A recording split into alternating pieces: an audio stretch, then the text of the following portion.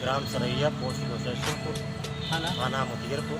क्या मामला है आपका, बताइए। सर, मेरा मामला है कि मैं एक स्थानीय विद्यालय है, भारतीय लघु माध्यमिक विद्यालय गोसैसिंहपुर, ये प्रबंध तंत्र की संस्था है और संस्था जो है एडेड यानी गवर्नमेंट से सहायता प्राप्त, और 19/1/95 को छात्र संख्या की अधिकता के नाते वहाँ के प्रबंधक ने बीएसए महोदय के आदेश के क्रम में मेरी नियुक्ति की है और मैं अनवरत विद्यालय में अपना सहयोग देता रहा, निरंतर पढ़ाता रहा।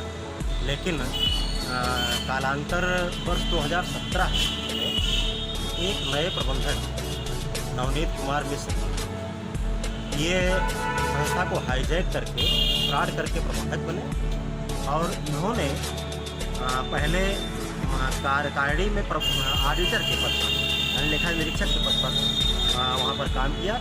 जब से लेखा निरीक्षक बने तब से विद्यालय में विद्यालयी अभिलेखों की हेराफेरी या रचना, क्योंकि मैनेजर जो थे बेचारे बुजुर्ग थे और उनके साथ ये ब्लैकमेल करके रजिस्ट्रार ऑफिस वगैरह आना जाना, और उसी बीच में इन्होंने फ्रॉड करके विद्यालय में प्रबंधक की कुर्सी को भी हथिया लिया और वो प्रबंधक बेचारा स्वाप्त होकर हार्ट अटैक से मर भी गया।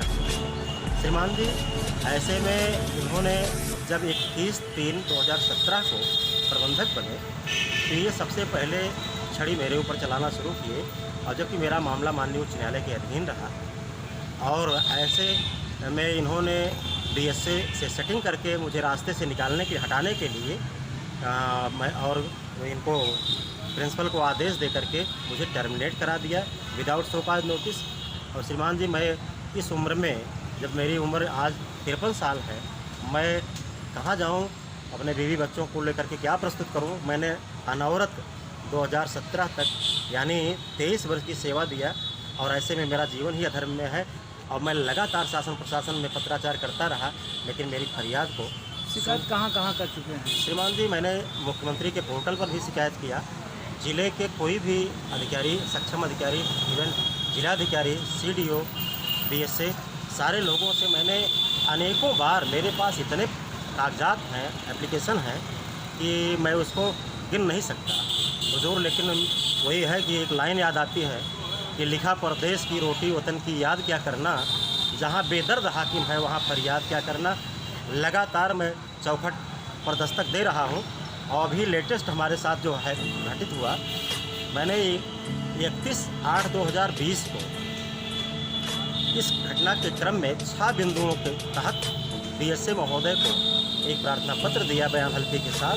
उन्होंने जांच समिति गठित किया, बीओ मोतियरपुर, बीओ दोस्तपुर। श्रीमान जी, 2 साल बीत जाने के बावजूद भी इन जांच अधिकारियों के कान तक जूं नहीं रहेंगी।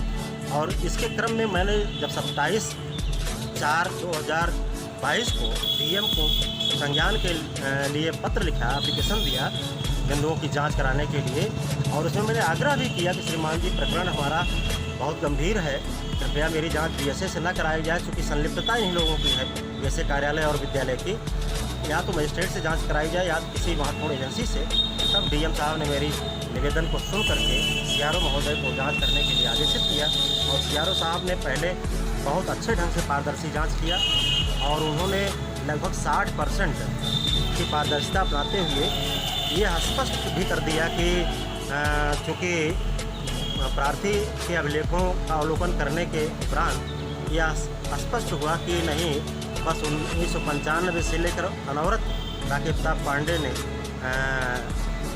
वर्ष 2017 तक शिक्षण कार्य किया है और इनको बिना किसी औचित्यपूर्ण कारण दर्शाए संस्था से पृथक किया गया, जो कि प्रार्थी के जीवन यापन से सन्निहित है।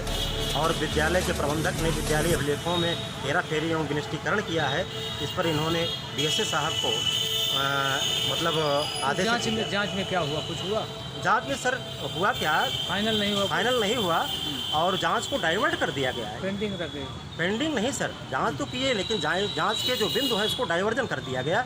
और दोबारा मैनेजर ने जब जांच के लिए डीएम से रिक्वेस्ट किया कि हमको नहीं सुना गया।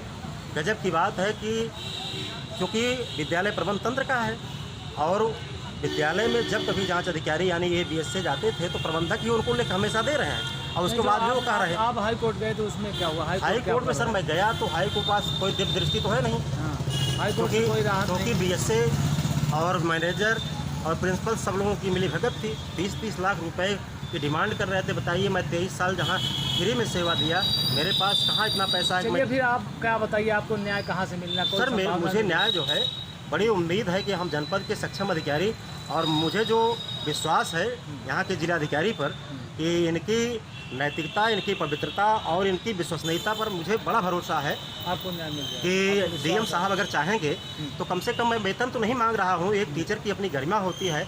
अगर मुझे बिना किसी कारण के वहाँ से सेवा से पृथक किया गया तो मुझे सेवा में फिर बने रहने दें। जब कभी कोर्ट से मुझे वेतन का लाभ मिलेगा तो मैं लाभ पा जाऊँगा, और नहीं तो कम से कम मेरी जो प्रतिष्ठा है उसको वापस करते हुए मुझे सेवा में बने रहने के लिए आदेश कर दें। और मेरी ये जो प्रतिष्ठा है समाज में एक शिक्षक की, क्योंकि शिक्षक एक समाज का आईना होता है, आदर्श होता है, तो मैं सिर्फ इतने श्रीमान जिलाधिकारी महोदय से रिक्वेस्ट चाहता हूँ कि मुझे पूर्व की महाविद्यालय में कार्य करने के लिए आदेशित कर दें। और मज़े की बात तो ये है सर, ये CRO साहब